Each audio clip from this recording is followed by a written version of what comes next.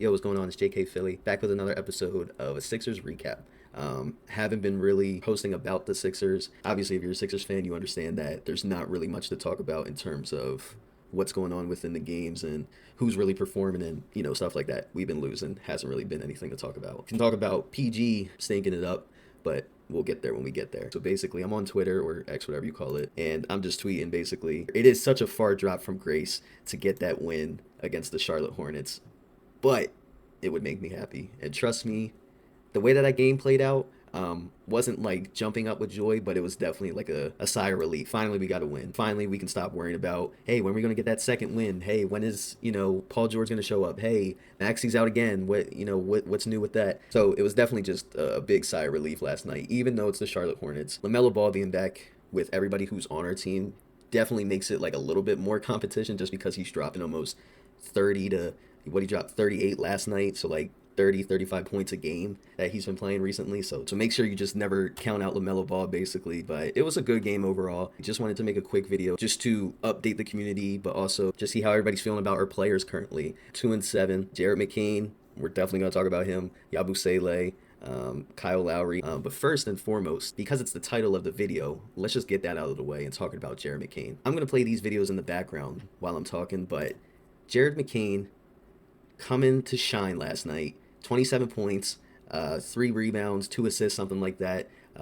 Just continuing to hoop, continuing to show why he deserves to be in the rotation for the Sixers. A lot of people on Twitter and X have just been saying stuff about, oh, we need to put that depth in, or like we need to get our young guys in, like we're not winning games anyway.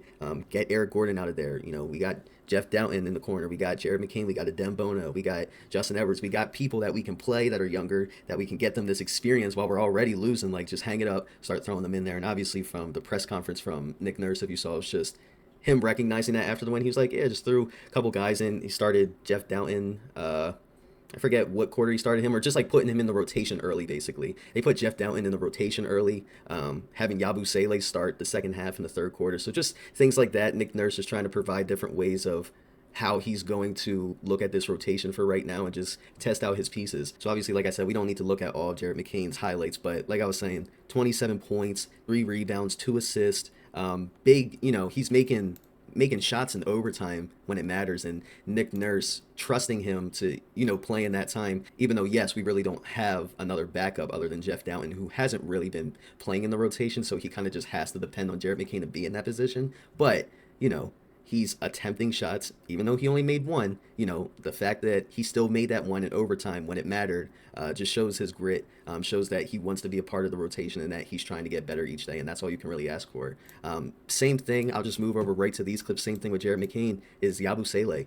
Yabusele has been very, very consistent for us at this time of need. For the lack of Andre Drummond's scoring ability or his defensive ability, it's just Yabusele, especially in this game, just looks like he was dominating every single person on the Charlotte Hornets, which is expected because he's definitely beefy.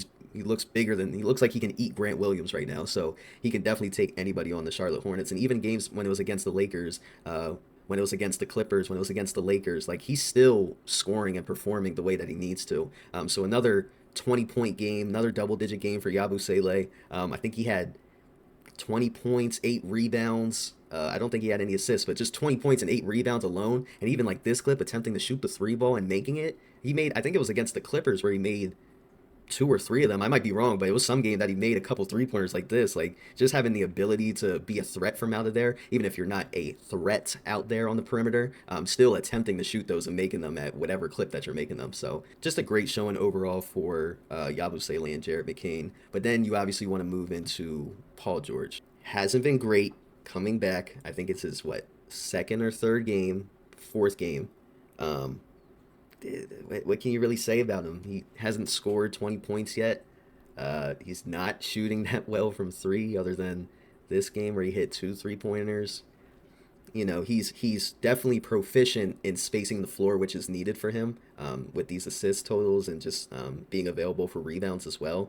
But in terms of when we're all healthy and we need to look at Paul George, yes, around 18 points a game should be sufficient enough for, an Embiid and Maxey, who are both probably going to get at least 30 and 25 or 27, whatever. If he adds an additional 15 to 18 points a night, yeah, I would say that that is probably sufficient enough for what we need because Embiid can definitely take us there. So I don't have too many issues with his performance. But that is definitely not the reception that other Sixer fans are having.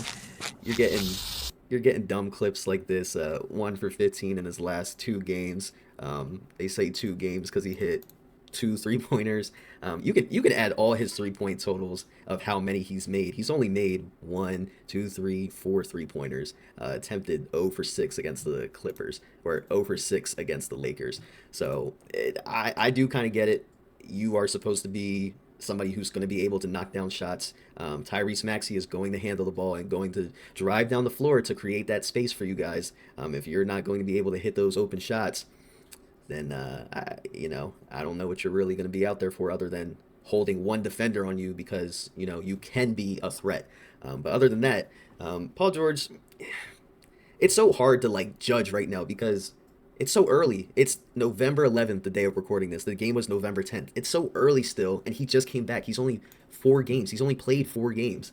So, just give him a little bit of time. Like I wouldn't be on this hate wagon of already hating on Paul George and whatever. Give him the stick of whatever, but you don't need to hate this early or be like, yeah, we're not going to win anything if he's going to be like this. Like I get that point, but at the same time, it's like let's judge him when we got everybody right, because that's what's really going to matter is when hopefully with whatever we're doing centered around Joel Embiid missing this time, we're planning around making a long playoff run so that all 3 of them can play.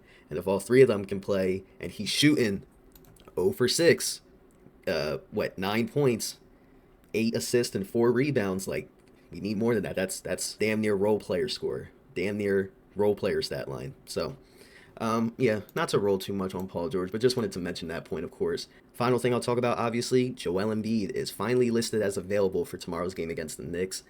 Saw it on my fantasy this morning, was super hype, super happy, obviously, for him to come back.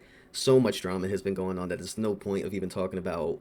None of it is worth talking about in terms of the basketball world. We're trying to get back into a system where we can get back up in the Eastern Conference of that 1, 2, 3, even 4 spot and just be back where we need to be. Yes, it's no back-to-backs. Yes, Paul George might be hurt later. Yes, Joel Embiid may tweak something later. Yes, Tyrese Maxey is going to have time off. But let's do what we can do while we got it, appreciate while we got it, and just hope that they're fighting the good fight so that we can get a good enough seed. We are still, next to the Bucks, the worst team in the NBA. The Bucks have a little bit more of a that's pretty embarrassing look towards them because we don't got our stars and their stars are scoring 30 points almost a game. So it's a little bit more embarrassing, but we could be saying the same thing about Paul George. So yeah, as I was saying, let's continue to grow this channel, obviously. Like I talked about in the last video, if you saw, looking to start up a Discord, wanting to watch the game with people, looking at live chats from people to see what we're thinking, even talking about it. Would love to start doing that. Would love to start live streaming, going live on Instagram, Twitch, TikTok eventually when we get enough followers on there. Discord, of course, but we'll continue to work on that. If you're a Sixers fan, give us a shot. JK Philly, we're new to the world of talking about sports online, but we're willing to grow our audience and have whoever wants to listen about it. Hopefully we're interesting enough to have a good discussion about it. I feel like I know I make a lot of the videos, but me and co-host Kev are knowledgeable enough on Sixers related and even like Eagles and every other Philly sports related. Feel like we're knowledgeable enough in those areas to have like a good discourse between all of the sports. So definitely check us out, stay tuned with us, and we'll see what's going on. Play the Knicks tomorrow. Embiid's coming back, George should be there. Maxey's still out, but that's okay. He needs a little bit of rest after scoring 35 a game. Stay in tune for the game tomorrow, November 12th. We'll try to do something. And yeah, talk to you.